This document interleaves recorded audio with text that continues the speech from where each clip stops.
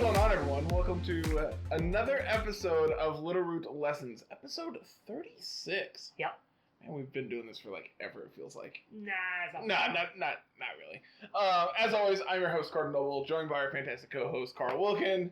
What's going on, man? You can see us. Yeah, it's great. Trying something new this week. So, this was Carl's idea. I walk in, he's like, hey, by the way, we're doing this. I'm like, oh, yeah, I have this fun stuff.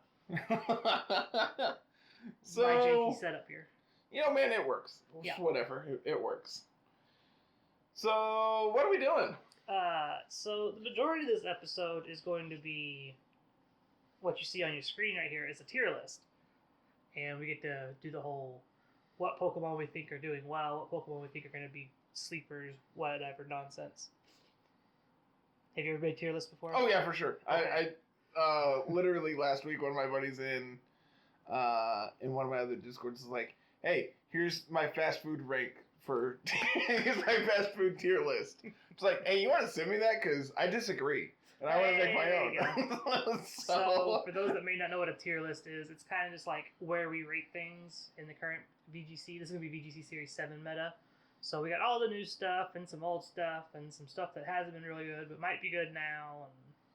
And there's a lot of Pokemon. Yeah, this is, I believe, titled VGC Series 7 Relevant Mons. Yeah. So, I don't know who made this. Does it actually say?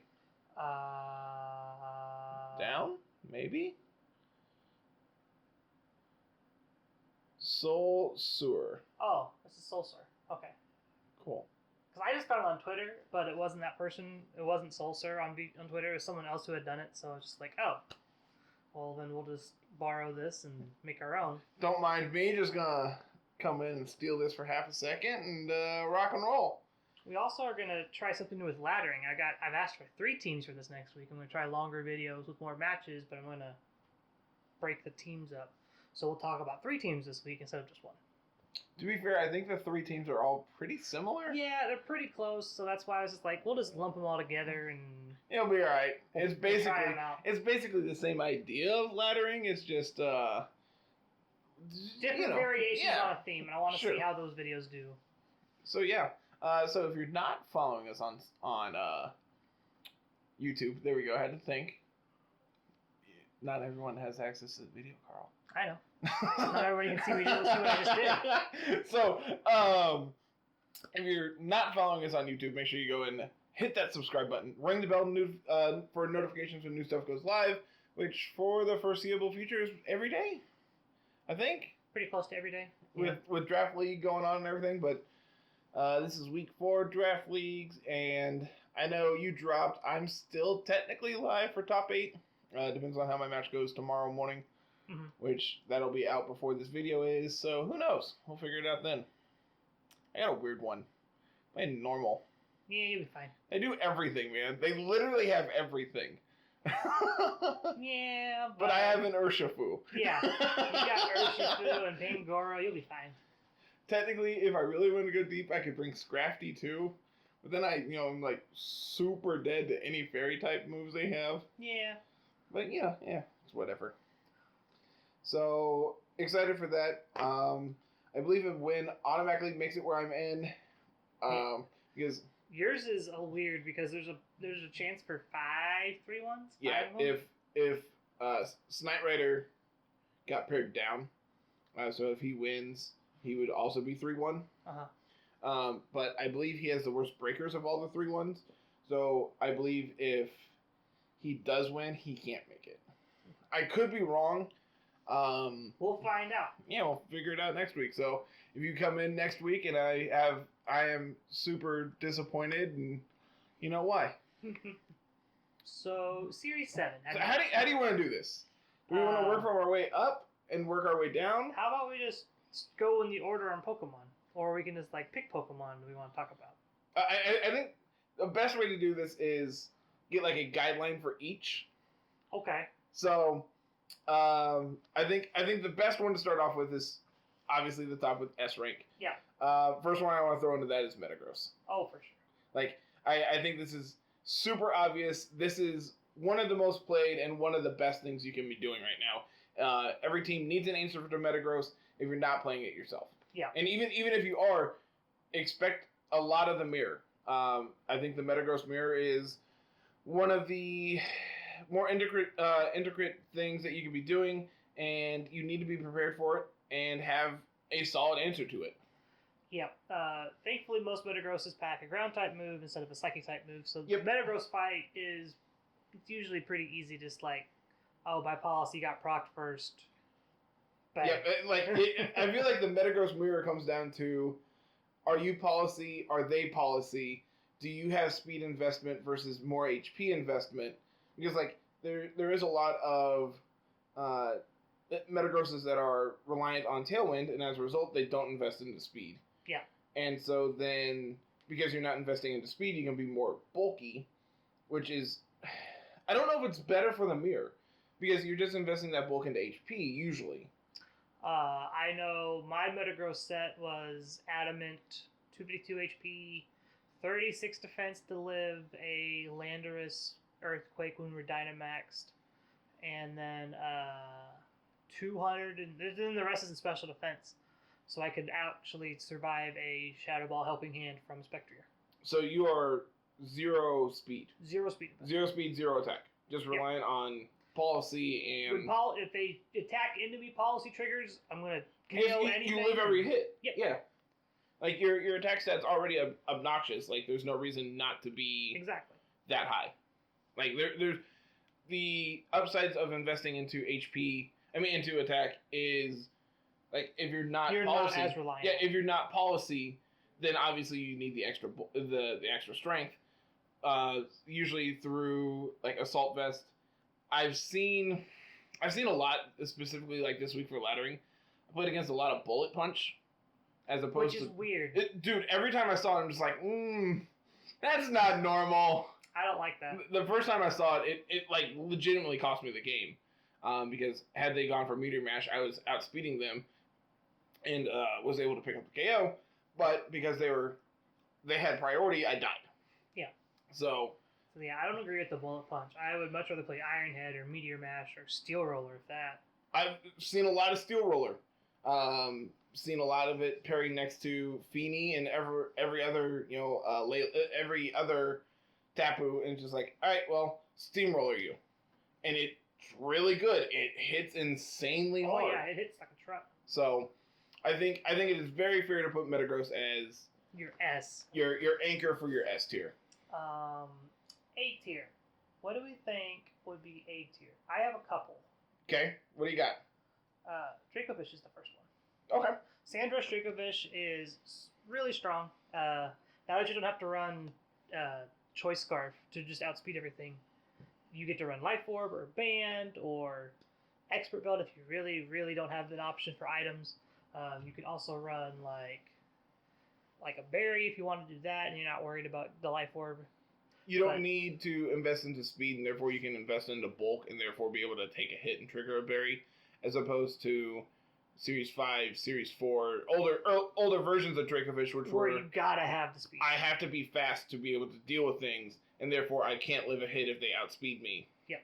Which is why you're playing Scarf in the past, but because we have access to Sandrush now, you don't need that. Also notably, you outspeed at 127 with Sandrush, you get to 254. Which outspeeds Eleki. Which outspeeds modest 252 speed Eleki. Okay. You don't outspeed Timid, but nothing's outspeeding Timid Eleki. If they're max speed Timid Eleki, they wanted to win the speed. They wanted to win the Eleki race. Yeah. So I think that's completely fine. I think it's completely viable to say that Dracovish is good, but not every team wants it. Yeah, exactly. Like it needs a specific set of support to go with it.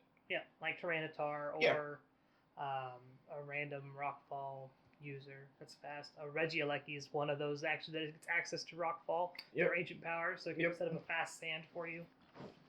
So you can Dynamax your Eleki, set sand, and then Dracovish is the fastest thing on the field. Yeah. It's cute. I haven't seen it yet, but that's really cute. Another Amon I would consider is Galarian Moltres. I agree. Especially just because Comfey's in the format. Like, if Comfey wasn't here, Moltres would be whatever. Yeah, I agree. Being able to do almost uninterrupted draining kiss weakness policy procs on turn 1.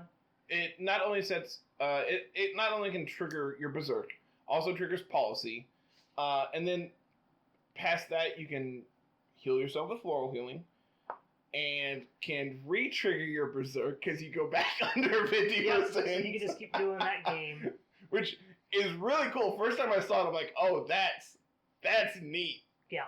But I am convinced that Moltres is better than I originally gave it credit for. And it has honestly been probably the most played bird that I've seen so far. Between it and Zapdos, I've seen about the same amount, probably. I have not seen any Articuno. Yeah, that Articuno's going to take a while. I agree. I think it's... Articuno is weird because you want to do Trick Room stuff, but you have to do Iron Ball, so you actually get your Expanding Force, and... Yeah, I don't know. It's a weird spot. I don't know. So, I agree. I think Moltres is fine as an A tier. And yeah, I mean, that's really all I had to say about it. Yeah. I think it's good, and I'm interested in exploring it more because it's something I haven't done yet.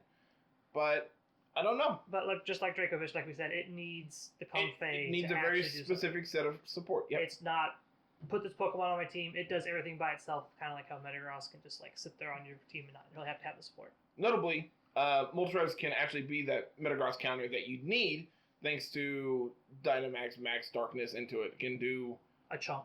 A good chunk, especially once you trigger a policy. Yeah. I obviously don't know that calc off the top of my head, but I'm sure if they're not Assault Vest, it does. It does a lot. Yeah. For B, what would you rate as a B tier Pokemon? I think the B tier is more like the middle of the road. These are the Pokemon you will see a lot, but like they're going to be more common than most Pokemon, but probably not like build-arounds and things like that. These are things that you can just slap on a team and be like, you know what, I feel comfortable playing this. Yeah. You know, I am feeling. Where's Stack-Attacka? I think Stack-Attacka. I mean, not Stack-Attacka. Celesteela. There we go. Celesteela. I think Celesteela is the perfect type of B rank. Yeah, Celesteela is a pretty good B one. It's got great bulk. It's got okay coverage. You've got max flare, max airstream, and max steel. It's got a really weird, like, bulky move pool with Leech Seed, Iron Defense, and whatnot. You know what Celesteela reminds me a lot of? Ferrothorn. It is doing a lot of what Ferrothorn has done in the past couple series, but not having that 4 times weakness to fire means a lot. Yeah. Being able to have this as a Dynamax target and be able to go fast if you need to, thanks to Max Airstream, is huge. Granted, obviously, because you're not Grass type, you do have more weaknesses, but I think your bulk is pretty close to where it doesn't matter. That I would rather have the trade-off of having more weaknesses and more bulk than one singular weakness as a severe problem. Yeah. Another B Pokemon before we get much farther down into these not so great Pokemon. Let me see here. Where is it? What are we looking for? Oh, there you are. Come here, you. You're both up here now. Because they both set Psychic Terrain and Expanding Force, but they don't do a lot on their own, and they're more of a support Pokemon. Very much so. They both have their own spot up here in the B tier, most likely. So it's weird to say this, but like I could see that B tier just being like, these are generic support Pokemon that you can slap on basically anything and have it be fine. Yeah. Granted, there are obvious like things that you need to account for that. Like, I don't think you're slapping NDD on every possible team. No.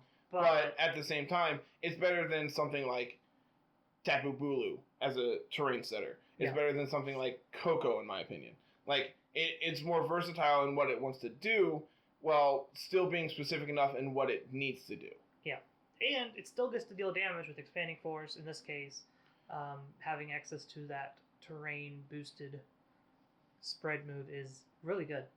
not only that, but like Follow Me is still really good, especially right now. The amount of Mons that want to try to set up something, may it be Feeney trying to set up Calm Mind, Moltres wanting to set up a nasty plot, just something like that where you have that redirection for one turn that can be absolutely critical between winning the game and having things go completely wrong and like just not being able to do what you want. Yeah. And obviously, NDD Mail has a different role in that, where NDD Mail is more for like hyper offensive teams. If you want me to be 100% honest, where its role is imprison trickery. Yeah, I was gonna say it's more speed control than redirection. Yeah, and I mean those are two very different things, but I think that role in particular can make it where hyper offensive teams have a much better matchup against something like Trick Room than Glacier Stack Attack. Yeah. Nonsense. Because Glacier's busted. For sure.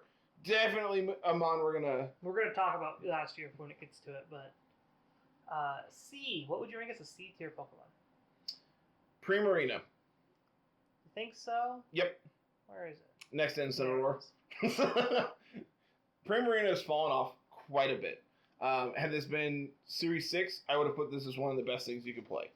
But I think the inclusion of Feeney has made it where Primarina is much less it's much more lackluster than it has been in the past.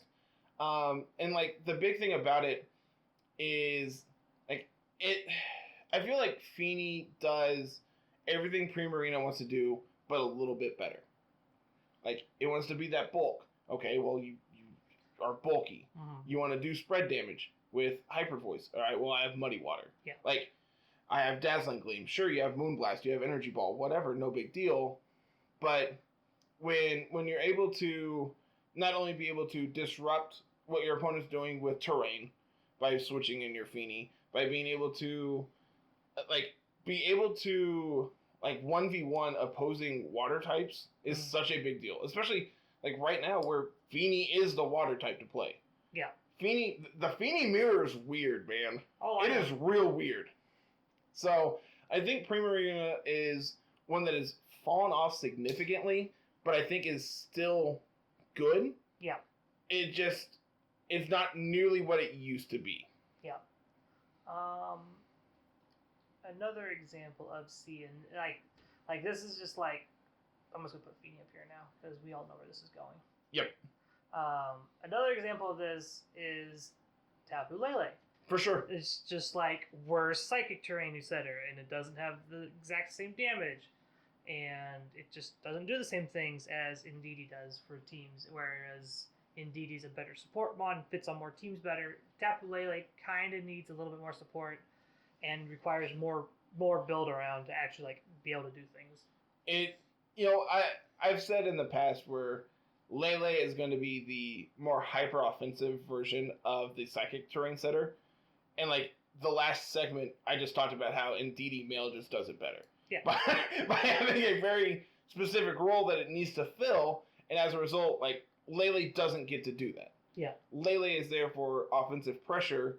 Indeedee's role is support. But so I mean, it's not really fair to compare the two in that role. But when you're comparing like Indeedee female as opposed to Tapu Lele, I think that's where you kind of are getting to where, like, what are you trying to do? Yeah. Are you trying to be offensive with Lele? Are you trying to put out as much damage as possible, or do you need that support to help the more offensive mons on your team? Yeah. So I agree. I think Lele is one that is good. It's not what it could have been, though. Oh yeah, if Lele had ended up getting its terrain move, it'd be a whole different story. Lele would be up near A or S tier probably, but because the other Tapus that were supposed to get terrain moves actually got them. Yep. So speaking of other Tapus, we're getting down to the D's and E's here. Yep, Tapu Bulu is probably the best definition of a D tier Pokemon. like people want to play it, but it's not going to do it. You're going to see more of it than you probably should. Yeah. And I think that's where we're getting to with D. It's just like, why? Yeah. Why are you bringing Bulu over Rillaboom? Like, why are you bringing Bulu over A tier probably Rillaboom? Like, yeah, I think that's completely fair. Like, I mean, when you look at Rillaboom does a lot. Yep. Rillaboom is off. fantastic in a Feeny format. Yep. Rillaboom is great in a Metagross format. Being able to have high horsepower, having priority grassy terrain, like grassy glides for your Feeny, like those are fantastic traits. Whereas Bulu doesn't even get play rough.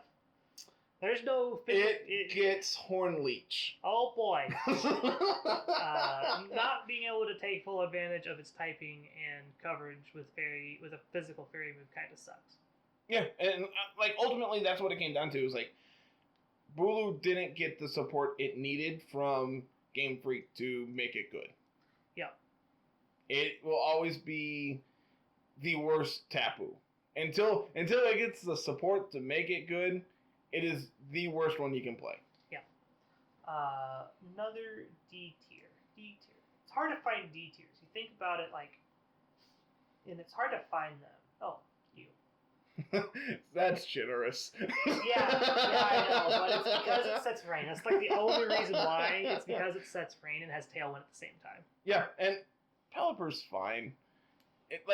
This thing right here, this is the reason why Pelipper is lower than it probably should be.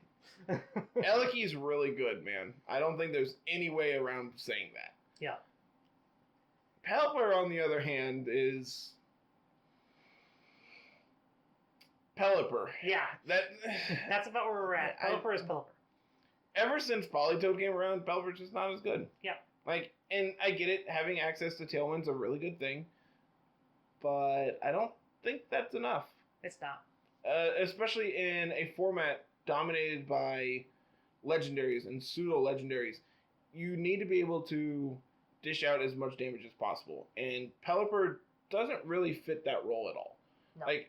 Sure, you can go fast, but I don't think this format's about going as fast as possible. Whereas in Series 5 and Series 6, that was the case. This is not a format where Cinderace rules the format because this is the fastest thing. Where Dragapult's, where you need to be able to beat this speed tier to be able to deal with Dragapult. That's not the case anymore. No. Anymore, it's, okay, can you live this hit? How much damage do you do to this? As opposed to, okay, well, do you outspeed it? Yeah. And I think that's what it comes down to. And Pelipper just doesn't really do anything. Yeah. E. E for everyone. I don't play this Pokemon. Look, man, I couldn't actually tell you anything about Buzzwole. It got close combat. Cool. It's bulky. Yep. That's about it. Good talk? Good talk. So the E tier is more for Pokemon that you probably shouldn't be playing ever. E tier is, there is something better that you can slap on your team, is what it basically comes down to. You shouldn't be playing this Pokemon, period. This is my pet Pokemon, and I'm going to play it because I want to. But, yeah, Kanto Moltres fits that pretty well. It doesn't do anything. What are you doing? Exactly. It doesn't do anything.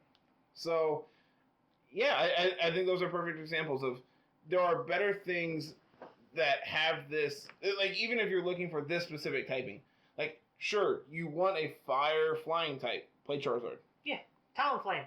Yeah, sure, those both have better roles than what Moltres can do. Talonflame gets Tailwind, Charizard actually deals damage. Okay, Buzzwole, you want fighting coverage, you want bug coverage. You can just play Farabosa. Yeah, play the fast one. Slap a Focus Sash on it. And blow people up with the fast one. Speed swap a thing and go to town. Yep. Yeah. I think Easy. that's very fair. So you asked me to put the specific niche Pokemon spot up here, and I'm not sure what you're talking about. What do you mean by specific niche?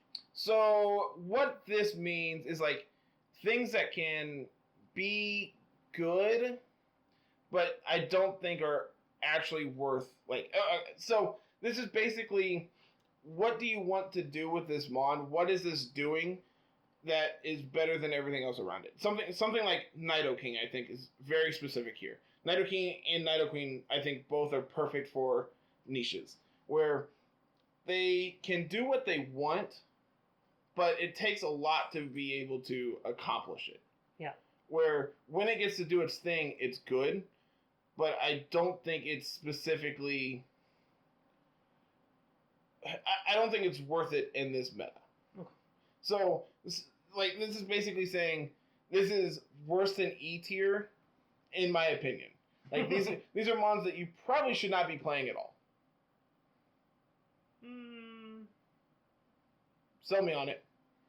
I don't know if that's the case, but like if you're comparing Nidoking, Nidoqueen to Buzzwole and Moltres, you're saying they're worse than Buzzwole and Moltres? Honestly, yeah, I think so. I think see. I think they're both better than Buzzwole. Okay. The reason Buzzwole. Okay, so maybe specific niche isn't the correct name here. Maybe this should just be untiered, and just make E. Just make E basically your pet mons, and untiered being things that you probably should not be playing. That make more sense? Yeah. So let's basically swap around E and untiered. Okay. Cool. There we go. Beautiful. Wait. No, because now we want... Yes. That's going to be E. Nidoking and Nidoqueen are E. So basically the last, 5 minutes that we've rambled... You just need to switch their names, basically. Yeah, that also works. Untiered, don't play them. Don't play them. Okay. E, yeah, these are fine.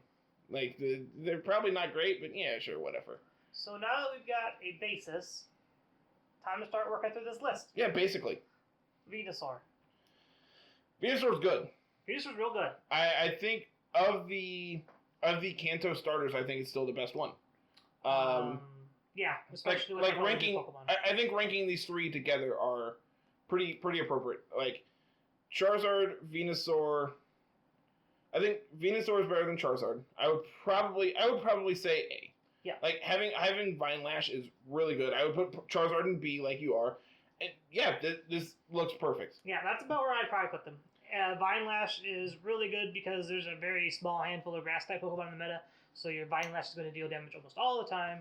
Whereas Charizard's Wildfire, it gets to hit Metagross super effectively all the time, but there's more fire types, so your Fire Lash isn't going to be able, your Fire, whatever, Wildfire's not going to be doing as much damage.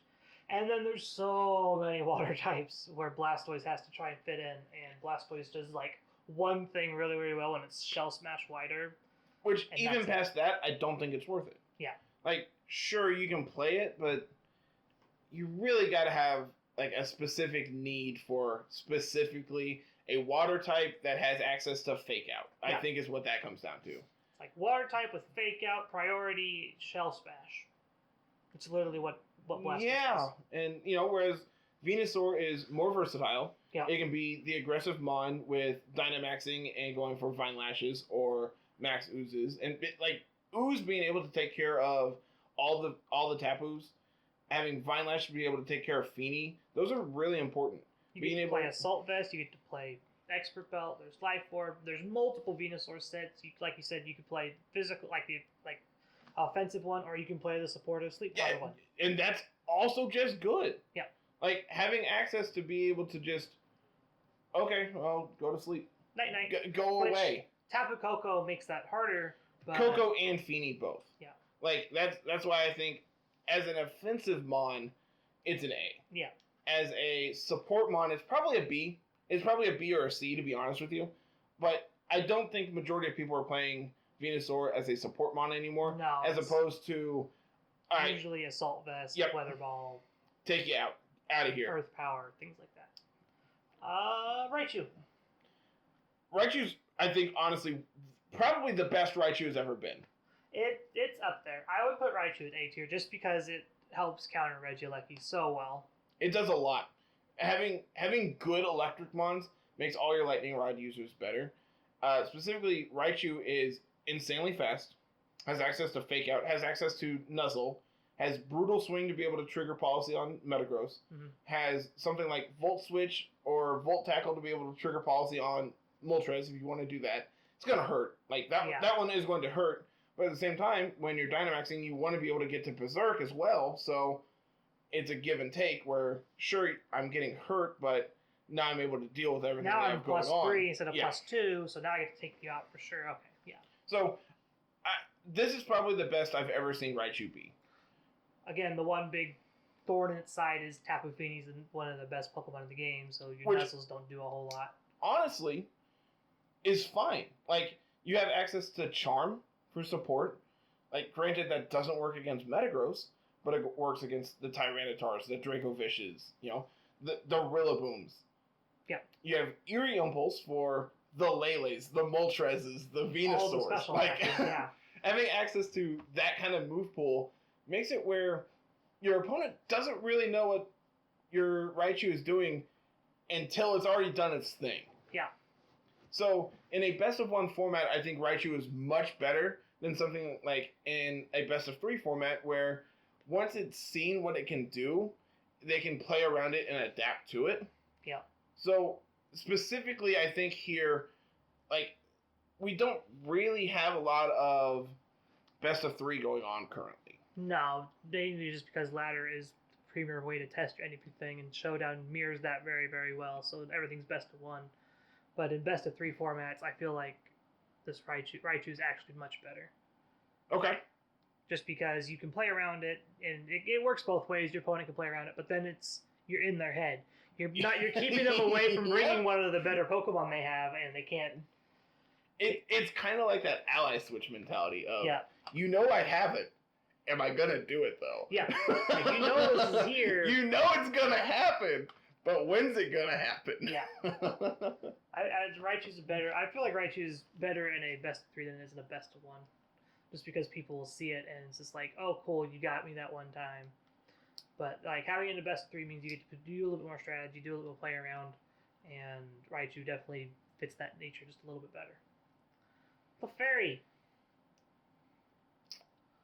Well, this it's kind of has the same problem that Primarina does, where it used to be insanely good, but I don't think it's worth it anymore.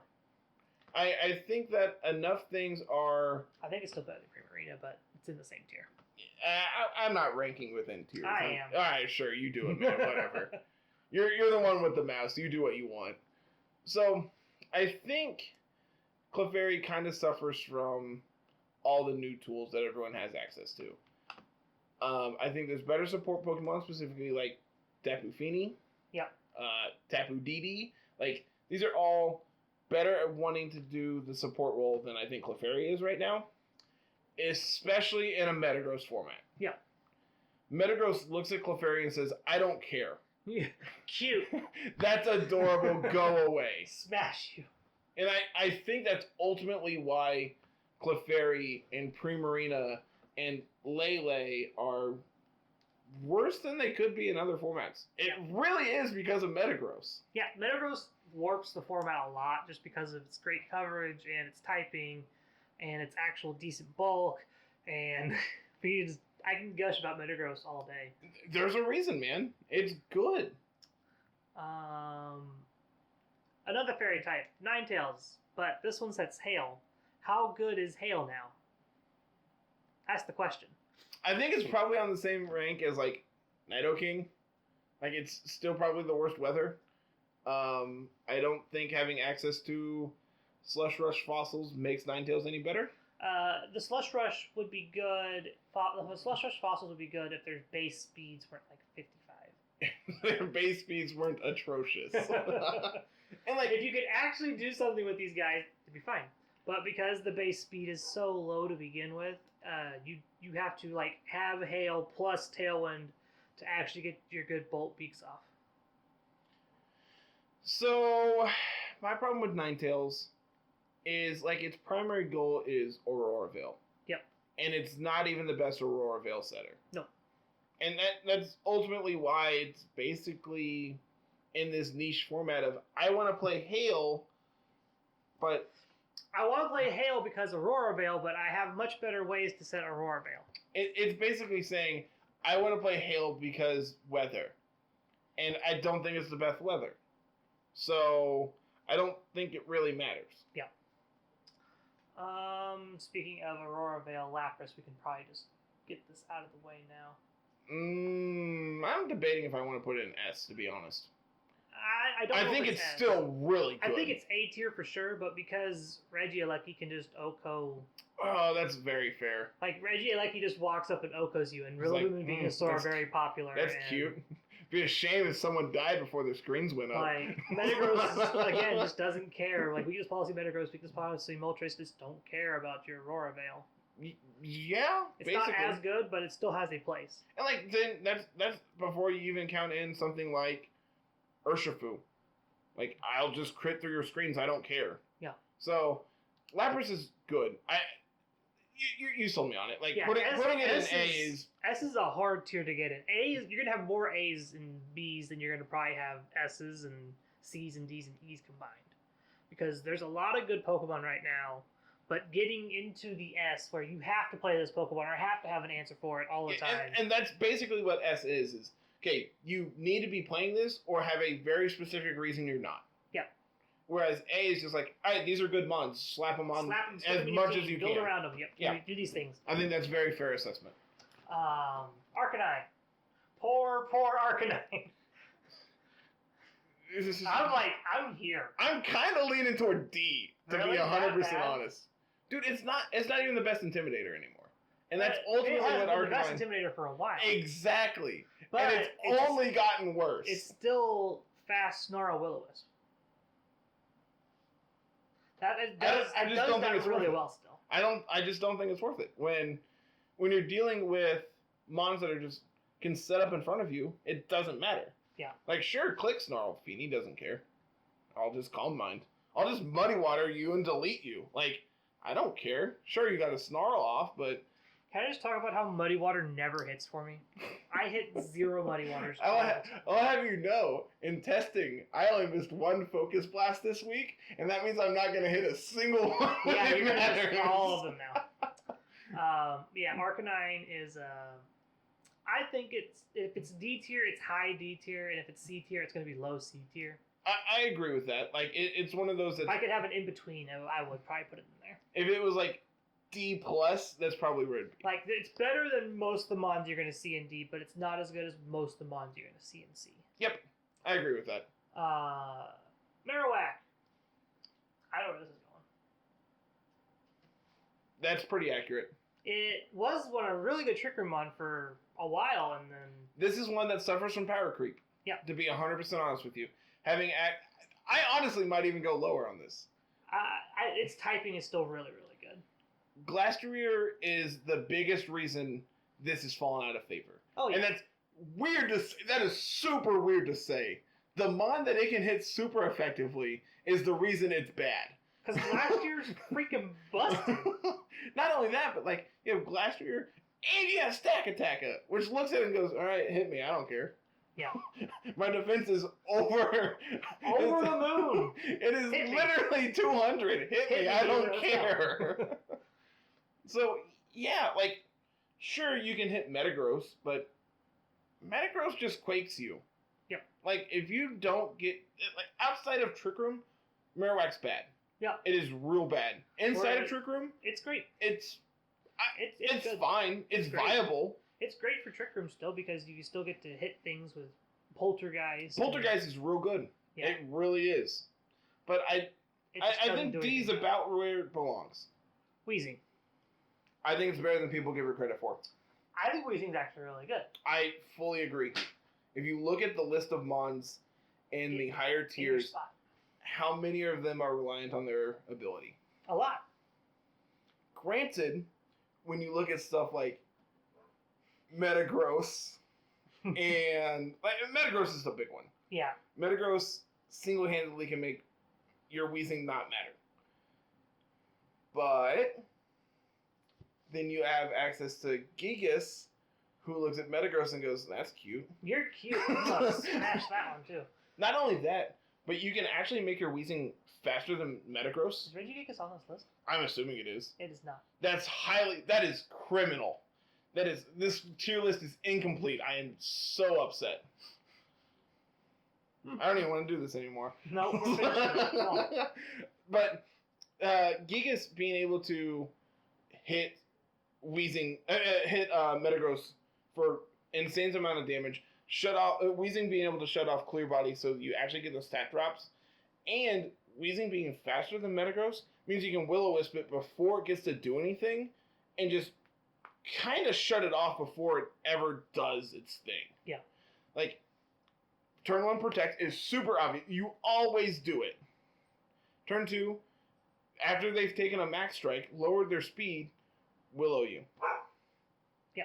Cool. Now you're actually useless and your Dynamax is wasted. Yeah. Ready for a lightning round here on a couple of these? Because we can just fly through these real quick. Yeah, sure. Let's do our thing. Blaziken. Yeah. I'm going to put it probably in E. An E? It's not good, man. It's not really good, not. But you can probably still play it over some fire Pokemon. I think it's better than Moltres. Swampert's probably about right. We don't even have Sceptile on this list, which is accurate. Sceptile would be in the N tier. Don't play it. Yep. Let's get some of these other mons. Regirock. I would probably put it, after playing with it, I think it's probably one of the worst Trick Room abusers you can play. I think Great question for me. Regice. Does it do anything? I don't know. You tell me. I'm going to untier it. Okay. I just don't think it does anything. Looking through here. Rotom forms. Heat, Blow, Wash. Wash is much worse because of Feeny. D is probably fine. D or C probably. It's the same kind of Arcanine slot. I would put it right next to Arcanine. I would put it probably under Arcanine. It's weird spot right here. Mo. I'm like. Yeah, probably low D. And then Heat, probably like. Okay, sell me on it. So, I like Heat specifically because it is a Steel-type counter that can dodge. Its big weakness in ground with Levitate. You're not seeing Extra Drill as much anymore, so you're not as worried about Extra Drill. Having Mold Breaker to actually be able to hit you. actually hit you. That's fair. Like, also, again, Fast Willow is good. Nasty Pot's still just fine. Being able to potentially deal with Metagross is a good position for it to be in. Yeah. Yeah, I'm fine with that. Most of the grass types that you're worried about and hit and be an answer to Celesteela if you need it to be. Can also answer all the birds because of minus like Zapdos, Galarian Zapdos. You can hit all of them super effectively. So yeah, I'm fine with that. I think C is pretty accurate. Darmanitan. I would probably put it in D. I think it's one of those that it's fine, but I don't think you're going to see it very often. Yeah. And yeah, it's just like when it does this thing, it's good, but it's meh. It's whatever. Jellicent. E's probably about right. It's like if you want a slow, bulky water type, I think I'd rather have Melodic. Speaking of Melodic. Man, that's real high. Specifically because everyone likes to play Lando. Milotic is competitive. Lando. Yeah. As a man who played Milotic in the last Rumble that I played in, I played Blaziken Melodic, and it was real cool. Yeah. It was real fun, I'm not going to lie. Milotic is a very good answer to most of these Intimidate users. Speaking of Intimidate, Landorus, get up here. I wouldn't put Landorus as S tier just because Incineroar is right behind it when it comes to usage. Not only that, but had we talked before Series 7 came out, I was very high on Landorus. You were too. Like, we were kind of panicky about Landorus, about how good it was going to be. The potential for Landorus to just pick up the 4-bat and just run it over was very, very high. And it hasn't done that at all. It hasn't done that yet. No, it's actually been fine. It has been playable. Yeah. And I think that's where it belongs, is A, where it's, yeah, this is fine, but it's not insane, but it's good. You want to know another A, Genie? This thing. Have you seen this thing yet? Nope. Tailwind Brutal Swing. Metagross blows you up. Yeah, that's fair. That's very fair. This is one of the best Metagross support Pokemon I've seen next to Feeny. Not only that, but like it's also immune to Earthquake. Yeah. Like, so you can just spam. Like, that's a thing you can do. You don't have to Dynamax your Metagross to do damage with this thing on the field. Alright, cool. Smack them. Clap them. Also notably gets Sludge Wave to pair with your Metagross. Of course it does. I know people in the Discord were excited when I told them that one. That's adorable. Which version gets Defiant? Is it this one? Nope. No, this one. Yep. This is another one I feel like is high up there. I think it's viable. Yeah, I think... I have been seeing a lot of Defiant Thundurus just be like... Oh, there's a lot in Intimidate. It's just like Melodic. It's just like, there's a ton of Intimidate. I get to actually just hit things after this. I'm immune to Landorus' stab. Like, this is fine. We'll just do this. Yep. Completely fine. Sheer Force Landorus. It got banned from singles. Oh, I did not know that. Yeah, it this week it got banned from OU. I guess I can probably put it in C. Sheer Force Landorus still does things. I want to try it because I've never got to. Because, like, why would you do that when you can play Lando? Yeah, like, you can play Lando Incarnate instead of the Landorus variant. Yeah, why play bad Lando when you can play good Lando? Notably, Landorus is the highest special attacking ground type there is. Neat. Its attack is higher. Well, yeah, but neat. I don't know who was looking that up, but it made me laugh when I saw that list. What's this one's ability? It's not Prankster, is it? No. We'll come back to it. Diggersby. Hmm. E, right? Yeah. I it's cute. Talonflame. B? I'd probably put it C. C? I think it's of the like Tailwind setters, it's probably the worst one. Yeah, we have, like I said, we have this thing now. We have Whimsicott. Having access to Tornadus and Whimsicott. I think Whimsicott's down to B, just because it's just like... That's very fair. There's plenty of pranks, like, there's plenty of Psychic Terrain now with Lele and Didi running around. It doesn't get to do taunt things like it wants to. It's literally just a Tailwind bot at this point. No, that one's Thundurus. I need... Volt Absorb. But Carl, I don't think you understand. Raichu. So I think the reason this is on here is because Eliki. That's the only reason why, but you have to swap into it. But Carl, I got nothing. Yeah. I literally couldn't tell you anything this thing does. If it was Lightning Rod, sure. Oh, for sure. I'll be all over it. All over it. Volt Absorb, you have to just... You have to read it. You got to read it, and that I don't like having to make it hard to read like that. Gudra. I'm going to be the sad person to put Gudra in D tier. It's just the worst dragon. I think that's being generous. No, you can still play it because it's... like, Comfey's still good. Like, Comfey Gudra is still a thing. It's just, there's Comfey Dragonite now. Which Dragonite's just a better dragon. Yep. Which Dragonite... I don't think it's A tier. I would put it, yeah, B, mid-B probably. I'd probably put it above, like, Melodic. Yeah, like, Dragonite needs Comfey support, and it really doesn't like all the ice coverage running around for Landorus. That's the big thing.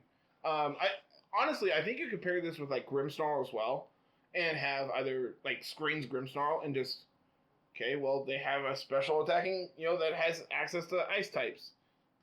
Here's my light screen. Yep. Okay, take my hit, trigger my policy, bang.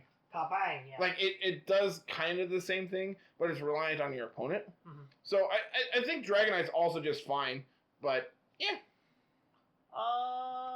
Speaking of Comfey, we'll grab Comfey. Comfey's A. I would put Comfey in A. Comfey is like, you don't have to play the weakness policy game with it, but there's a lot of ways you can trigger weakness policy. There's also a lot of mind games that come to it of, okay, am I gonna do it? Ally switch. Does it have the policy?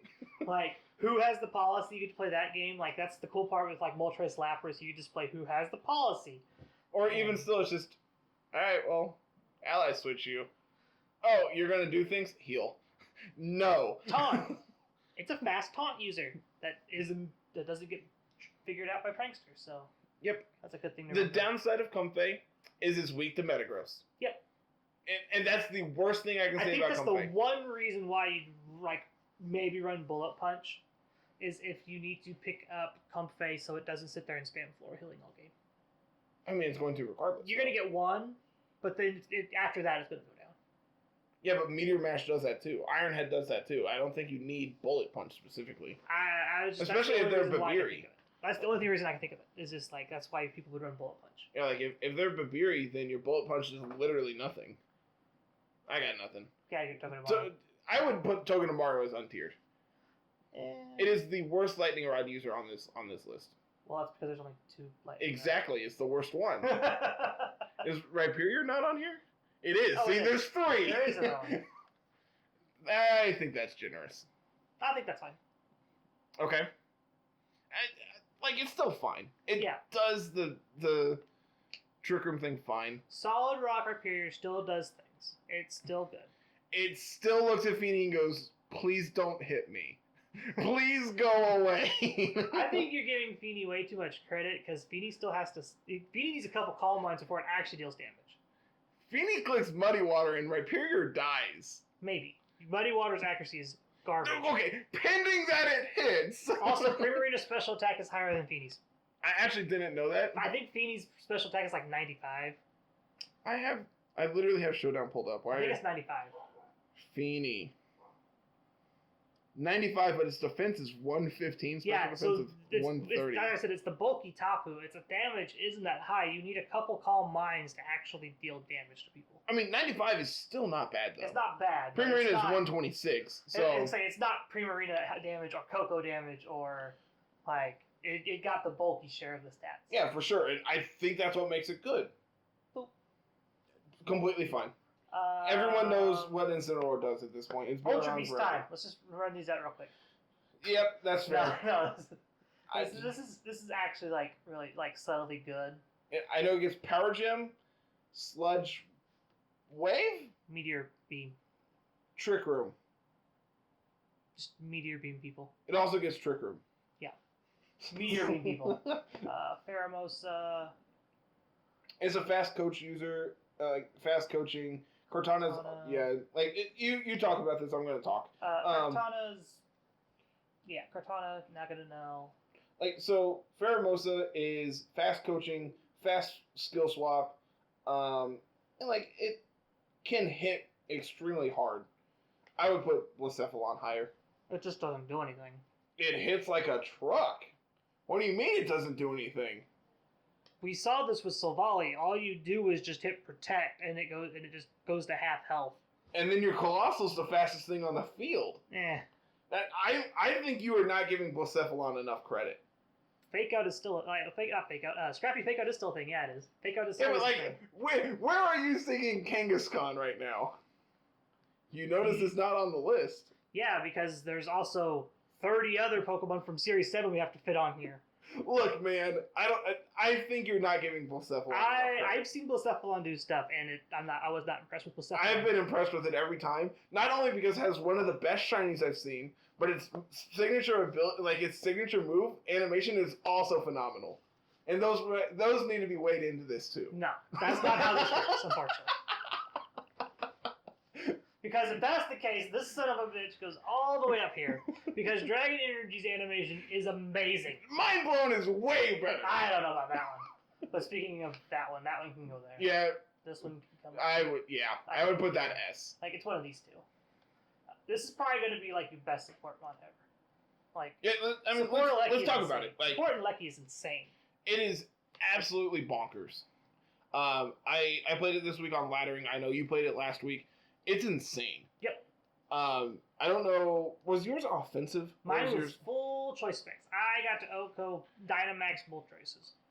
That's adorable. Mine was support, and I got to Oko so many things. Yeah. There was a game. Did you watch the Laddering matches from? I think it was today that it went up. I watched all of them so I can know the titles. All right, whatever, man.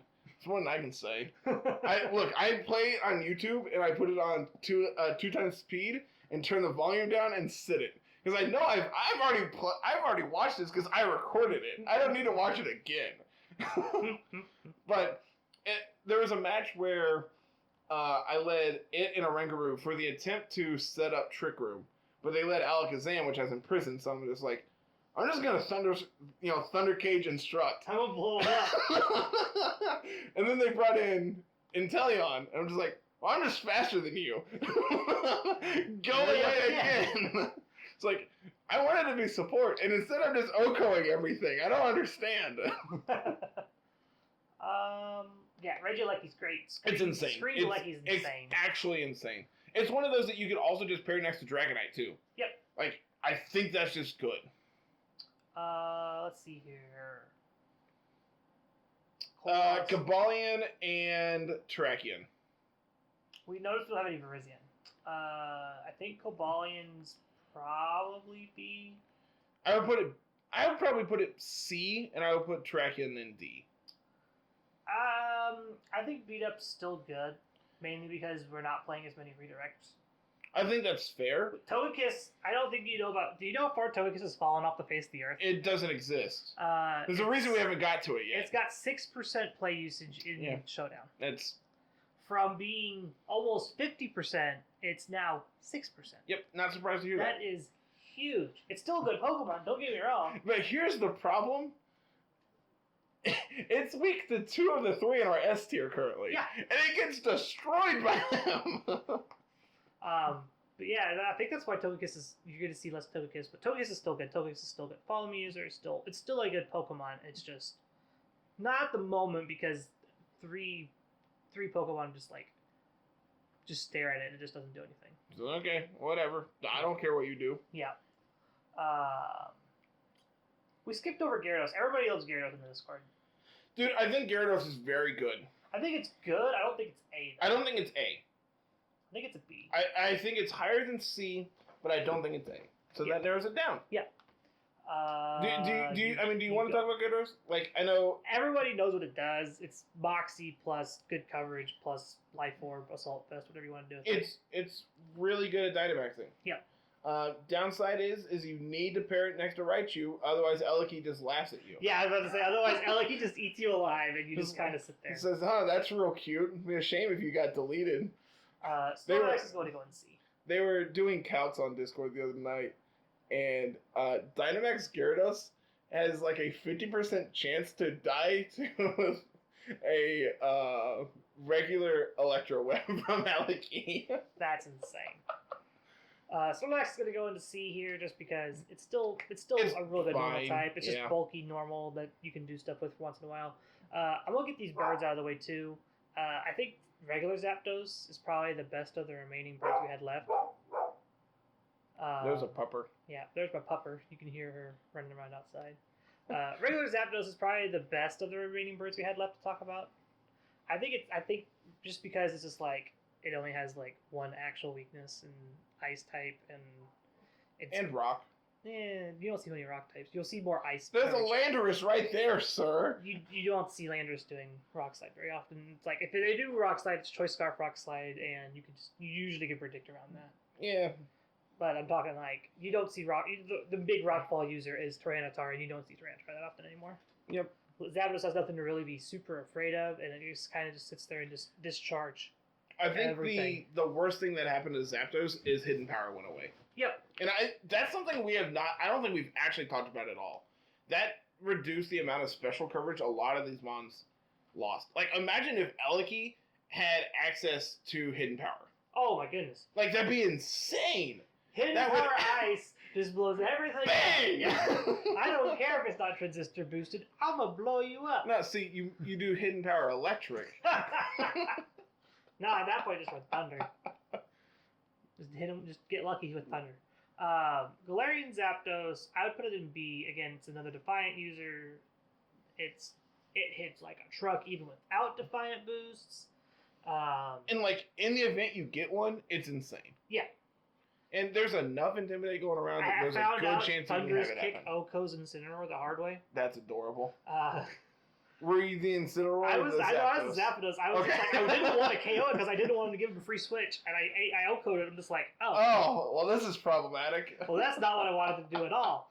I just wanted to lower his defense so I could pick it up next turn and get the double KO, but it's like, nope, I'm gonna pick up the Incineroar and leave the other Pokemon on the field, and then they get the free swap. It's like, okay, whatever. And like we talked about earlier, Galarian Articuno, not as good as where you wanted it to be, so its time is going to be coming. It's just not good right now. Yeah, I think that's fair. The reason why it's not good is this thing is still a threat. Dragapult, I would probably still put an A. Dragapult is still an A-tier Pokemon for sure. It's not like the best screen user anymore because Leki's faster, but support Dragapult still does things. Regular Dragapult still does things. Yeah. And like everything above it kind of threatens it, to be honest with you. Yeah, these big three right here are the reasons why this isn't up here. Like, I don't know if you know how much a Thunder Cage does to Dragapult. It's a lot. I learned that one the hard way. It hurts. You come here. Yep, best Trick Room mon. Currently the best Trick Room mon in the game, just because you have such a high attack, you have such good bulk on both sides. You don't get Pokemon like this for Trick Room very often. And that's before Moxie, man. Like before it gets Chilling Nayoff, it's still insane. And then you get Chilling Nayoff with max Steel Spike, so you +1 attack, +1 defense, or max Quake and +1 special defense, +1 attack, and it just gets gross. He snowballs. It's pun intended out of control. I think not only is it absolutely insane in Trick Room, I think it's viable outside of Trick Room too. Yeah, and it takes a lot for a Trick Room mon to be viable outside of it. Yeah. I mean, look at where we play Stack Attack. Like, you want to talk about a Trick Room mon? There's your Trick Room mon. Unfortunately, it just doesn't do enough. Stack Attack is more the setter now because it's going to live almost every hit. Yep. That's the thing is with this. It's like you get to lead Stack Attack, and Stack Attack is almost always guaranteed to get its thing off, to get Trick Room off. You know who we haven't talked about yet? Who? Dusclops. I'd put Dusclops up here with Stack Attacker probably in the B tier. Specifically because I know Porygon 2's down there as well, and I think Porygon 2's better than Dusclops. I think that's fair. See, there have been times in the... There's also this thing. This is the reason why I'm not as high on Dusclops. It takes super effective damage from whatever the Spiny Wrath. Yeah. Signature. And it can flinch. Yeah. 100% potential super effective Rock Slide is gross. It's real good, man. That's why Dusclops isn't as good. It's real powerful. It really is real powerful. Whereas P2 goes, okay, whatever, I'll take the hit. P2 is more an offensive setter, and it gets to hit Moltres super effectively and can do other things like that. Bolt Beam coverage is still really good. Yeah. Recover plus Trick Room plus Bolt Beam is a really good set for P2. Plus, it's technically bulkier than Dusclops in certain spots, just because you get more HP out of it, so your defenses go a little bit farther when you invest in them. And that's before we even talk about like the ability to. Where was I going with this? Eviolite? No. Download? Yeah, download. There we go. That one. Like the ability to potentially be more offensive once you're in Trick Room is also a big deal for P2. Yeah. Like download is good. I'm mad. They don't have Raikou on here? They don't have Raikou on here. Disappointed. Raikou would probably be like a D tier. I put Raikou in C. Raikou has actually really good coverage, and it's a very good bulldozer. That's true. It's Pokemon we didn't talk about last week to proc. Yeah, that is true. But it's a really good bulldozer. So this is where you need to do your Photoshop thing and just put Raikou. Raikou in here somewhere. That's future Carl's problem. Dogs while we get through this. It's an okay Tailwind setter. It's a bulky Tailwind setter. It's not the fastest Tailwind setter, but because it's bulky, it gets to live hits and gets to do its thing a little bit better. Yep. I think that's fine. Scald, Ice Beam, Protect, Tailwind, do your Snarl, things like that. Oh, I didn't realize it got Snarl. That's sweet. That's actually really cool, and being able to do Snarl plus Tailwind plus Ice Beam, Scald. Yeah, that's real sweet. Entei. I'm not as big on Entei as I was before. I wanted to be good. This thing right here, Tapu Fini and the Metagross are the reasons why this isn't that good. I wanted to be good. Sacred Spire is insane. It's just you don't do anything with it when Mystic Terrain's in the field. Yep. Crobat. That's generous. 130 speed Tailwind setter. That's generous. The only reason why. Immune to Fake Out Tailwind setter at 130. That's the only reason it's still C tier. Plus, it gets absorbed to proc policies. Yeah, I guess. There are better Tailwind setters in my opinion. That's why it's in C and not B. I would still put it lower. No. And if it sets Tailwind, it's better than anything in D tier. Sir, there's a Pelipper? Pelipper is Pelipper. That's why it's there. Speaking of rain Pokemon, get this up here, get this up here. T-Tar goes to A. We're just going to get the weather out of the way real quick. I'd put Torkoal in B. I actually have Torkoal in A. Okay, sure. Just specifically because it's really good on a Trick Room still. Trick Room's really popular, and Trick Room needs a... Glassier's not always the best answer to Metagross.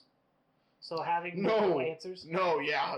Heatwave hits like a truck. And I can confirm this. Torkoal Venusaur is still really good. Yeah, you still want, like, Torkoal is still good. It's actually even better as, like, a Trick Room counter now because the Trick Room mod is Glastrier. Yep.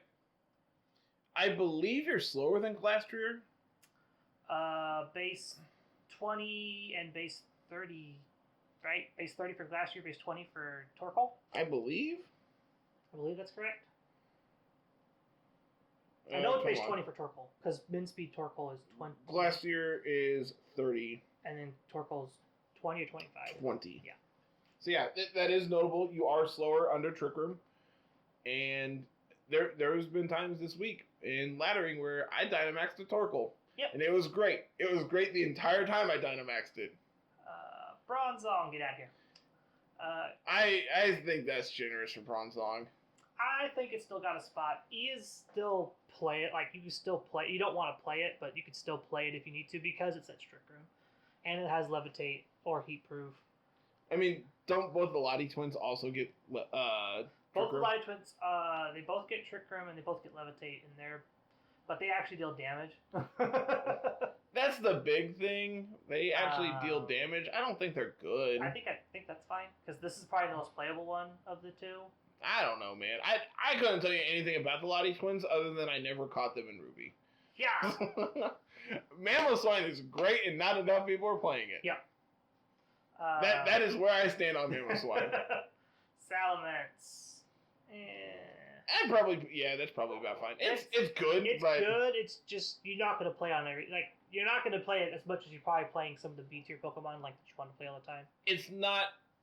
It is. Yeah. It doesn't fill roles as well as the B tier Pokemon do. Like if you're looking at Intimidators, like you have Landorus, you have Incineroar, you have Gyarados above it. Like, granted, Gyarados isn't an Intimidator typically. Like you're typically using it for Moxie anymore, but.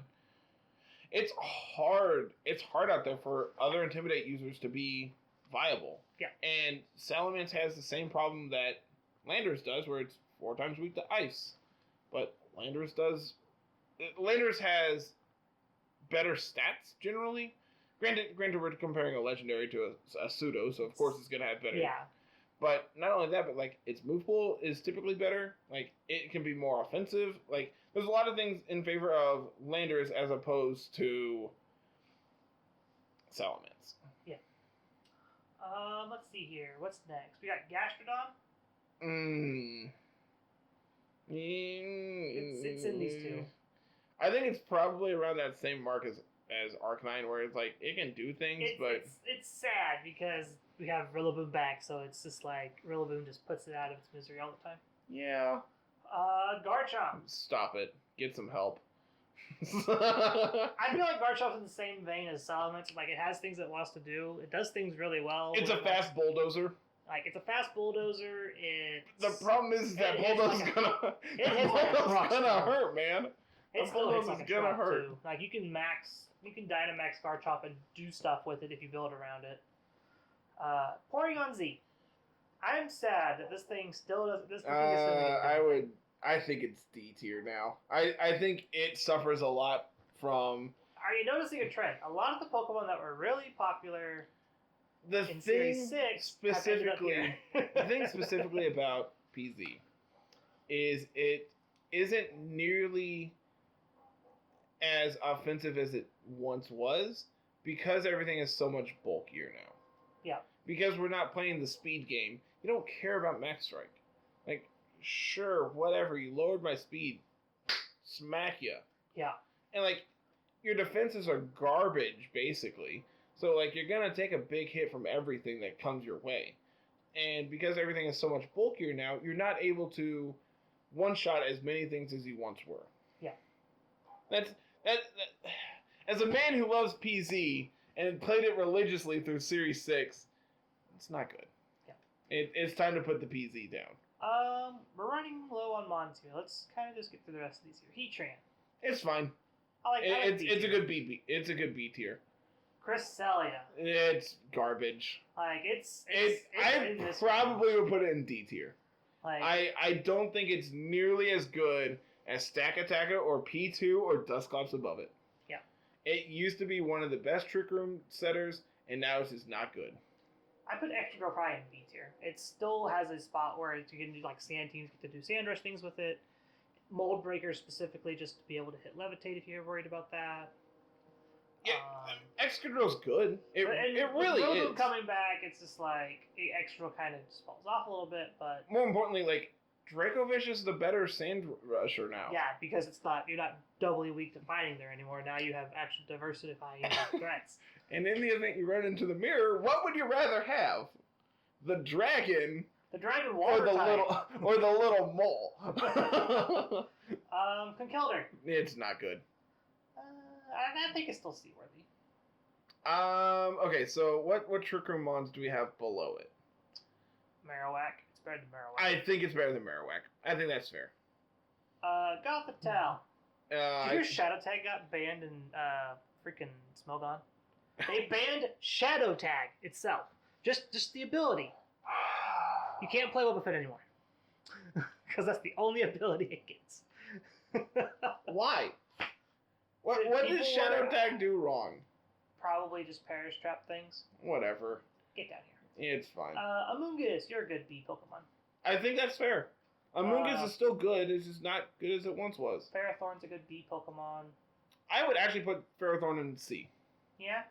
I think Celesteela is the better Pokemon, and I think it deserves to be at least a tier above it. Okay.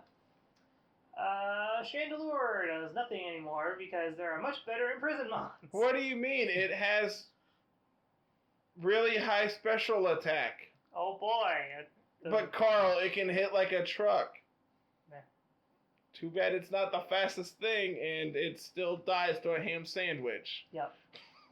Hydreigon, go down here. I love Hydreigon, but it's not good. Sylveon can go into C. I love Sylveon, but it's not good. Mudsdale's D. Mudsdale is worse than Rhyperior, which is worse than Conkeldurr, which is... I mean, wait, it's better than Conkeldurr, which is better than... Yeah, I think that's fair.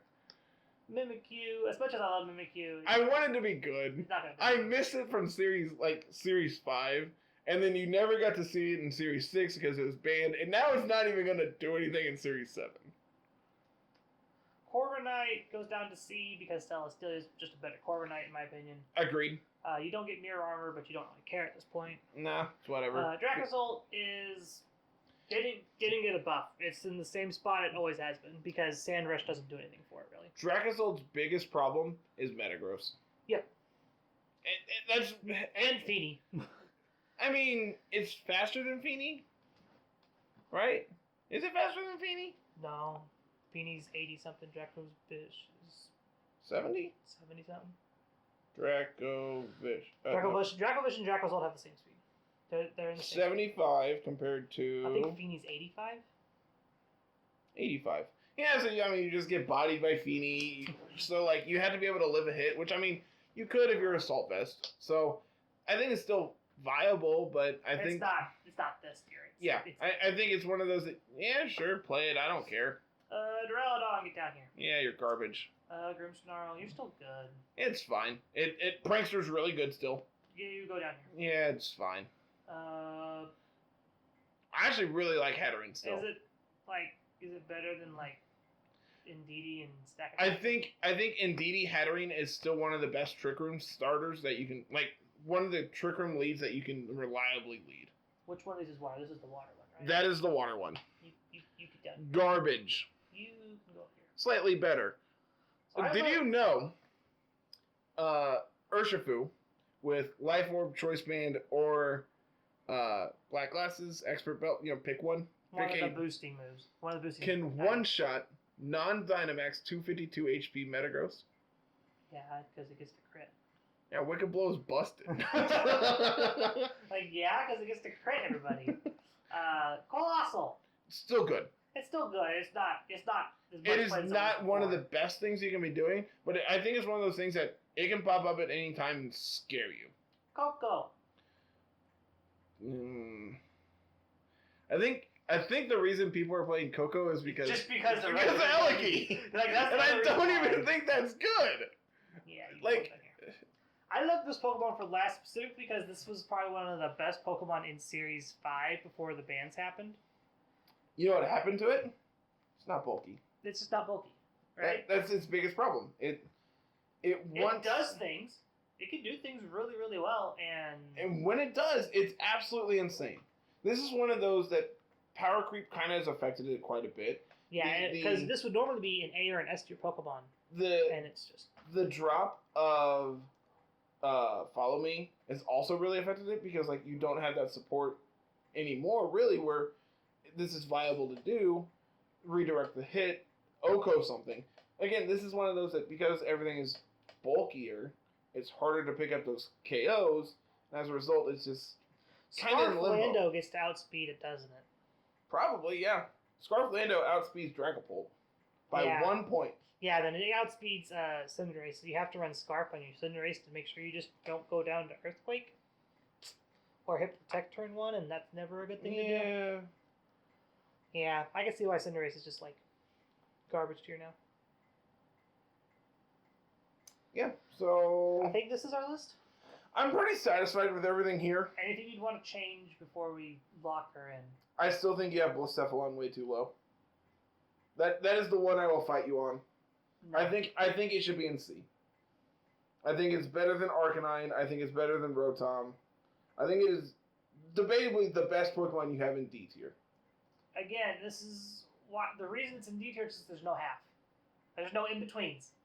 These are hard cuts, and I think it's actually worse than like Corviknight, Dracozolt, Spectrier, Waterfoo, and Coco. I think it's a worse Pokemon than all of those.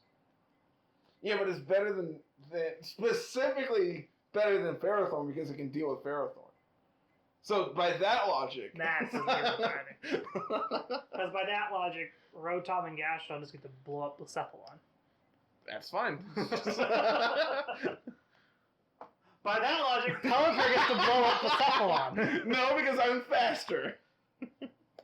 Blacephalon's insane. But you're not going to Oko if it has Sash, then it's going to blow you up right back. Not if I'm Sash. I don't think you understand how that works. Wait. I think you need to go back and learn VGC, because I don't think you understand how that works. We did not have as many untiered Pokemon as I thought, but they also because they cut a lot of Pokemon out. True, and like the ones that and they did. And to be fair, that all of these could probably be in this tier. Those are pretty close. Like these tiers are really close. Like these, you could maybe play and get away with it. These, I think you have Diggersby too high. I think I could see it being untiered. Huge power, man. Yeah, but like Azumarill also exists and it's not played. Azumarill kind of just gets shut down though because Primarina is the better Water Fairy coverage. But Aqua Jet. Yeah. Priority is a big thing. Yeah. Whereas Diggersby is slow. Diggersby is slow, but its weaknesses aren't like all over the place. Specifically because it's just like normal type. Did you know? I tested against Diggersby this week for Draft League. Pangoro with Iron Fist can one-shot a Dynamax Diggersby with an Ice Punch. Nice. Yeah. It hits like a truck. It's really good. I like it. So... I think I might have also crit. I can't remember, man. I don't know. That is our tier list for Series 7. Which, that's fun. Why don't you just go ahead and save this for later? Give me this image. Thank you. Neat. Okay. Saving this for later. I can't wait to come back to this at the end of Series 7 and be like, that's God, we're stupid. I want to see why I saved it. We'll see what happens here in like 3 or 4 weeks. Check the usage statistics on Pikalytics after the meta kind of settles down and kind of see how we fared. Like, man, we're stupid. Yeah. How did we miss this? What do you mean Mamoswine's a B tier? This is the best thing you can play. And look, now we're all on the same side again. Isn't that magical? This is weird. I don't like it. I liked my own side. I like having your own side. So now we have Team of the Weeks here. We've got 3 of them we're going to work on. So we have one from Swede, which is a Glacier team with Moltres and Comfey. We have Timber's team, which is a Moltres Comfey team and Glacier with Raichu Gyarados. And then we have Penguin's team, which is Raichu Gyarados, Glacier. Okay, so it's literally the same Mons on the 2, But their sets are different. Well, I also know Tim and Penguin have been working together on this for like 2 weeks now. Yeah. Penguin has the thing coming up, right? Did he? No, he didn't. He didn't have his. He flubbed up his entry. So the goal with this week's laddering is I'm just playing variations of a theme. So the big trio is Glacier, Moltres, and Comfey. And then everyone's support mons are kind of different, whereas Penguin and Timber are doing the same thing with different move sets. Swede has got a couple of different things with like Pheromosa and Heatran and Rillaboom. So we're probably going to start with... Yeah, let's kind of just pair these two together, because... These two together are probably going to be what we do, and then we'll talk about Swedes at the end here. Yep, sounds good. So this is Tim... we have Focus Sash, Raichu, Lightning Rod, Timid, pretty standard. I believe. I was trying to read, but okay, I didn't really want to. Well, I was gonna let you go down and through and look at the rest of this, make sure it's all the same. I don't know. I haven't got to look at it yet. You read too slow. Look, man, I don't know what I'm doing. Fake Out Nuzzle, Volt Switch, Eerie Impulse. I believe if you go to Penguins, we have Charm. So we have Charm over Fake Out. Yeah. Literally is it. Notably, Penguin is max HP Focus Sash, whereas Tim is max special attack Focus Sash, which I actually like more. You don't need the HP if you're Sash. Yeah. Like, most of the time, if you're running Sash, you're going to go to your Sash after you get hit the first time anyway. So then it's like, what's the point of running your Sash otherwise? Yep. So, this is 1 point in Tim's favor. That's how we're doing this now, right? It's a scoring system. I mean, we can. If you want to do it that way, we can.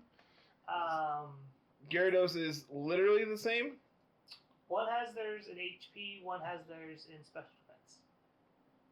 It's literally whatever. Movesets are exactly the same. One's Jolly, one's Adamant. I think Adamant is superior here. So now it's 1-1. Yep. You're gonna be squirty here. I'm gonna need some more fingers. Incineroar sets, they look fairly similar. I think they're. I think the only difference is one is special with Snarl, the other one is mixed with Flare Blitz. Yeah, that looks right. And this one has no attack, it has special attack, whereas this one has attack and no special attack. So. Yeah, I don't really have a preference here. They both do things. I just feel bad my Incineroar doesn't have a dark type attack.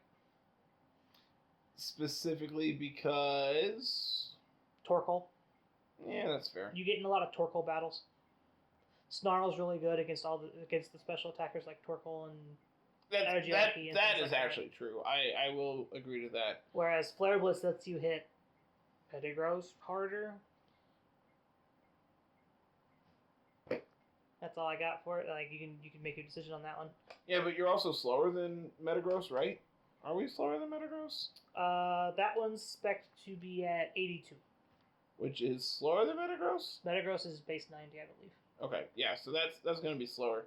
So that means we can take a hit and Burning Jealousy them. Hopefully, yeah. Hopefully we can live that hit. Hopefully. If not, I would recommend looking to spec to be able to live that hit. You don't need the attack to use at all. Yeah, I mean, I don't know, probably not. I would probably just have more defense. Yep. Let's look at their Comfeys. I believe their Comfeys are pretty close. Comfey, Trick Room, Floor Healing, Drainicus Taunt. Yep. Same. This is max HP, 60 defense, 196 special defense, whereas this one is 52 HP, max defense, 204 special defense. So this has more bulk but less HP, and the other one has more HP and less bulk? Yeah. Oh, One's a berry.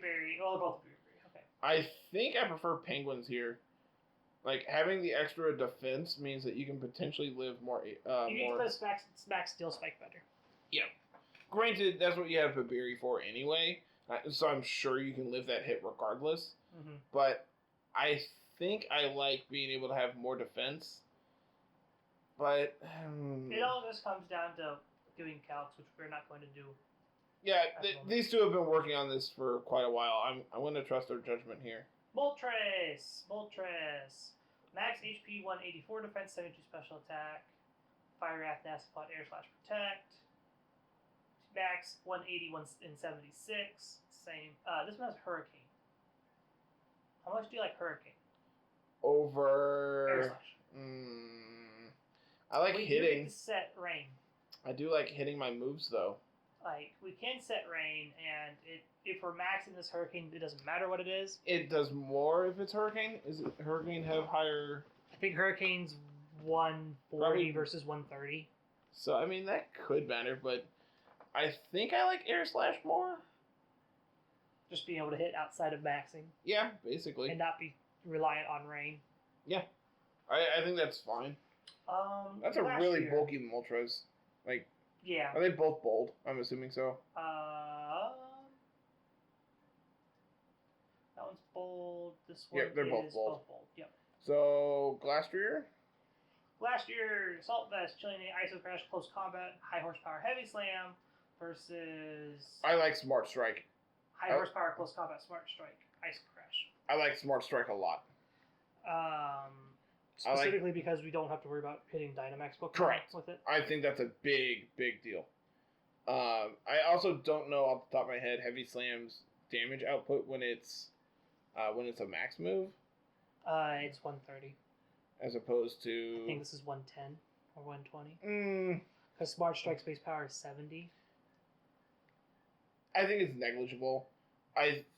Granted, Glastrier is a very heavy Pokemon, and so having Heavy Slam be able to hit something that you know isn't going to Dynamax can be very good, but I think I like consistency over potential mind games. I think is really what it comes down to. Yeah. What's your thought process here? I like Heavy Strike just because it's the bigger max move.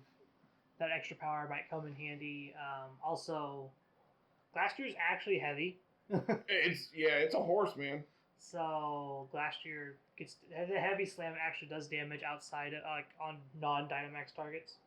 So outside of Dynamax, you're probably going to do more than a Smart Strike does. I'm interested in seeing if these 4 points into special defense actually matter. One person did, one person didn't do it. So we'll find out this will probably be the tiebreaker here. The 4 points do not matter. So whoever did, is it HP versus? It's defense versus special defense. The defense wins. Congrats, Penguin, you win. You win the build-off. Granted, both these teams are going to be great to play with. I didn't actually keep track. Someone else can comment down below and tell me who wins, but I'm declaring Penguin the winner. Okay. He did the assault vest math. Did Sweet do it? No, Sweet also screwed up. Sweet did not do it. His set is a combination of the two, actually. So he has Heavy Slam, Close Combat, High Horsepower, Ice Crash, but he has the EV set from Timber. So, for those who don't know what I'm talking about here, the 4 points into your special defense on Glastrier is going to put it at 131, which when you multiply by that 1.5 times for your Assault Vest, it's going to round down, so you're actually losing that point. So the 4 EVs don't actually accomplish anything. So you're basically wasting those EVs and would rather have them in defense. Therefore, you're getting that extra point of defense, whereas you're not gaining anything by having it in special defense. Yeah. The Moltres set is a little bit different than the others. I like Taunt. I like Taunt a lot here. I like Taunt. I didn't like Nasty Plot. Nasty Plot's not always needed. I'd much rather would have the Taunt. Again, this is another one with Hurricane. This is also a very fast Moltres. Oh yeah, no, this is fast, max special attack, max speed, which a lot of Sweet sets are that way. He just kind of just max. Yeah, it's whatever, man. Unless works. He has to actually calculate for something like this Heatran coming up. Most of his sets are just max. And then to be fair, it's the simplest way to do things. Yeah. And then his Comfey is max HP, max defense, bold, has Helping Hand instead of Taunt because he has Taunt on the Moltres. I think that's fine. Yeah. I think that trade-off is completely fine. Now let's go on to the unique Pokemon in Sweet's team here. Pheromosa. Coaching. This is absolutely adorable, and I love everything going on here. So, Coaching, Speed Swap, Close Combat Protect on a Focus Sash, Max Attack, Max Speed, Pheromosa. This is probably the set you're going to see most of the time. Yep. The speed swap can probably be something else a lot of the times. Not everybody does that. But having speed swap here means you get to just swap with Glastrier, and your Glastrier now becomes the fastest thing on the field outside of Regieleki. Notably, you can also do this with Raichu. Raichu gains access to speed swap. Yeah. So if that's something you want to do on the other build, you can. But I don't think you really need it because I don't really see instances where Raichu Glastrier are going to come up as much as Raichu Gyarados. So having speed swap in that instance doesn't accomplish anything, and I would rather have Charm / Eerie Impulse / Fake Out / whatever. So Pheromosa on the other hand, not only can go for coachings, but also has speed swap. So like it literally exactly what we talked about in the tier list video. It's just like, yeah, this does everything it needs to and can take exactly one hit and then attempt to take something out on its way out. Yeah. Like having close combat on your focus sash abusers is fantastic because you don't care about dropping your defenses. Like you're gonna go down to your sash anyway, so it doesn't accomplish anything. Agreed. Heatran and Rillaboom here. I believe this is Santi's Rillaboom set. Sure. I believe someone who's much smarter than me did calcs that I haven't. So I believe that's what that set is. It's pretty close to it. Grassy Glide, Wood Hammer, Fake Out, Protect, Miracle Seed. You could also run Rosensense in that slot if you want to do that. Rosensense actually has less damage when it's pulling at you. Just FYI. Min-maxing things there. Yeah. How often are we seeing it being chucked at our face, though? I don't know. I'm just saying it could happen. It could happen, and the option is there. I don't know if we need Grassy Glide and Woodhammer, and I would rather Woodhammer be high horsepower. I also don't know if we need Fake Out on Rillaboom. Is that crazy to think? I think the Woodhammer is there to specifically take out... probably Lapras? Lapras, or just Big Feeny if they go Dynamax Feeny. I think that's what it's for. I don't know. I just don't really like not having access to high horsepower for Metagross. But when it comes to Metagross, we just have Heatran. Yeah, I was going to say, we just have Heatran. We don't really care. Heatran here with Shuka Berry, Flash Fire, EV spread. I have no idea what the spread does. Sweet, you're going to have to explain this one to us, man. Yeah. I actually have no idea. We'll be asking about this one. I'm assuming it's calc to survive something with Shuka Berry, but I'm not sure what. Heat Wave, Earth Power, Flash Cannon, Protect is just basic Heatran. Notably, I was doing calcs for the 7th or whatever Rumble, not this past one, but the 2 ones before that. I made a Metagross that was able to OHKO Timid Heatran and survive the hit from it because Timid Heatran will outspeed you. Mm-hmm. But I also made the set to where it'll outspeed max speed Modest Heatran and OHKO it first. I worked on that really, really hard, and I'm very proud of that set.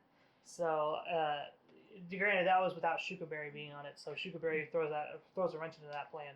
Well, man. This was like air balloon, whatever nonsense. Like I tested for air balloon, I tested for all this other stuff. It's like I can OHKO Heatran if I do this. If it's Modest, I'll get it with this way. If it's timid, I'll survive the hit, have my policy proc, and then blow you up. So it's just like, it was cool. It was fun to do calcs like that. So yeah, I'm excited to play all 3 of these next week. They're interesting for sure.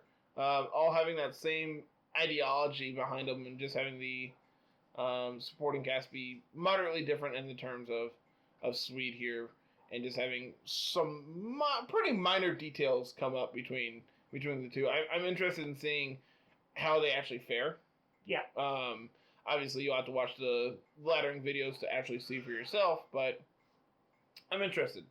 They seem like they are... this seems like it's right up your alley. Yeah. This seems There's like... a lot of teams. None of them are Metagross teams that I've been wanting to play with last year for like 2 or 3 weeks now, and I have not gotten that. I picked Spectre, so I can't play with last year. Well, that sucks. That's unfortunate. I wonder who... I did it so we can complete our Pokedexes and not have to beg people for other horses. True. I also specifically hunted mine as 3 IVs, so it is exactly 1 point faster than Glastrier outside of Trick Room. That's good. Because that can come up. Like we said, Glastrier is one of those mons that's just great outside of Trick Room too. Yeah. So being able to win the mirror can and will be important. Yeah. So, anything else you want to talk about this week? I know we have an event coming up here shortly. I don't know if you want to talk about it now or if you want to wait until So next episode. I think we've kind of talked about it, kind of hinted at least. We are still ironing out all the details, but between ourselves and the Pokesports podcast and the ATX podcast, I'm not sure. I know of them. I don't remember their name though. I'm looking. They're based out of Texas. I know that much for sure. Yep. ATX VGC. We are putting on what is going to be known as the PokePod Cup. Really, really excited. I believe we're planning for sometime later this month. It's going to be on cart, I believe. It's going to be basically the idea behind it is you sign in and we'll have signups. I should be coming out probably before this goes live. Either before or just after this goes live. If they're not up, then you'll hear from us when it's going live. So make sure you check the description of the video if you're listening on YouTube. It's going to be down there if it is live. If not, be on the lookout on our Twitter page where it will be live as soon as it is. Yep. But you can go in and sign up and have your team affiliated with either the Littleroot Lessons or the Pokesports podcast or the ATX crew. So basically, it's just a friendly way of saying, hey, we've had an impact on these people's, Pokemon careers and can actually show that we're worth something. Yeah. So it's going to be interesting. I believe we're planning on having it be 8-man pods, I believe. Or is it going to be 8 pods? It depends on how many players we get and True. how, if it's a really big group, I think it's going to be 8 players per pod maximum. And you have to play your matches all week that week. So it's similar to what they do for their league formats and at Pokesports. So throughout the week, you will play best of 3 matches against people in your pod. Winning gets you a point, losing gets you no points. The top X out of that pod, depending on how big the pods are, moves on to Top Cut, which is the week after that. If it's 8-man pods, we would probably have a top. Depends on how many pods there are. We'd probably have a top 32 if we want to take half of each one, or we have a top 16 if we just took the top 2 out of each one. It depends on how many pods there are and everything else, how many people sign up. So be on the lookout for that. I am really excited about it. It was something that was kind of tossed around in the Pokesports Discord a couple weeks back that we kind of mentioned. We were joking around about it. And so I emailed Mike, and he's like, yeah, that sounds great. I would love to actually do that. Yeah. So we've been working on it for 3 or 4 weeks now. At least 3 weeks now. And still obviously ironing out details, making sure everything goes as smoothly as possible. But to those who are actually working on the crew, thank you very much for all your time and effort, making sure everything goes as smoothly as possible. And I'm really excited for it. I hope it does as well as I want it to. Yeah. So if you're not signed up for it, make sure you get that as soon as the sign up goes live. We're not going to have a cap or anything, to my knowledge. That hasn't been discussed, but I can't imagine we're going to have a cap on it. No, it'll probably be open to as many players as we can get. And from there, we'll just figure out pods and whatnot and get everybody assigned to a spot. And you want to be affiliated with a specific podcast, make sure you do your gamer tag on your profile for LRL, or I think it's PKS, I believe is going to be Pokesports. Or something like that. It's either PKS or PSP or PSE or something like that. And then the ATX crew. For the other one. That was on silent. Carter's. That was on silent 2 seconds ago, I swear. But yeah, we've been chomping at the bit to get this information out there, but it's just been a hard time trying to get everybody organized and figure out on the same page. But now that we got everybody on the same page, we know what we're doing, we're going to be able to start that signups hopefully today, if not the next day after this goes live. So yeah, that's all I got, man. I think we had a Rumble, but there wasn't a lot of players in it. It was like 7, I think. I know, I believe Swede and Evan are working on potentially making it for our next potential Rumble to be either best of 3 or best of 1 on cart. Like having an actual cart tournament for us, which would also be awesome. Yeah. Having a potential small tournament before the Poke Podcast Cup. Get everybody to practice and get them. It's gonna be great. So that way they have an excuse to build teams before the Rumble, before this thing starts. Yep. So yeah, I got a whole lot of nothing on the way out. That's all I got. Yep. So if you're watching on YouTube, make sure you hit that subscribe button, ring the bell for notifications when new stuff goes live, and leave a like, leave a comment of what you've been playing, what you want to see, and more importantly, what do you think of the tier list, what you would change about it. Obviously, our rule is our word is final, so your opinion's wrong. No, we want to hear your opinions. I would love to hear what you all think, and more importantly, why Blacephalon is higher than D tier. No. So, if you're not listening on YouTube, make sure you go ahead and go on over to that. That is down in the show notes as always. Make sure you follow us on Twitter at LR Lessons, myself at Carter. Twitter is at CarterNoble25 and Carl is at musical_33. Make sure you follow Carl and I on Twitch at Mr. Missouri25 and at musical. I started playing Donkey Kong 64 this morning. It's been great. I love it. For whatever reason, I've been wanting to play it the last 2 weeks.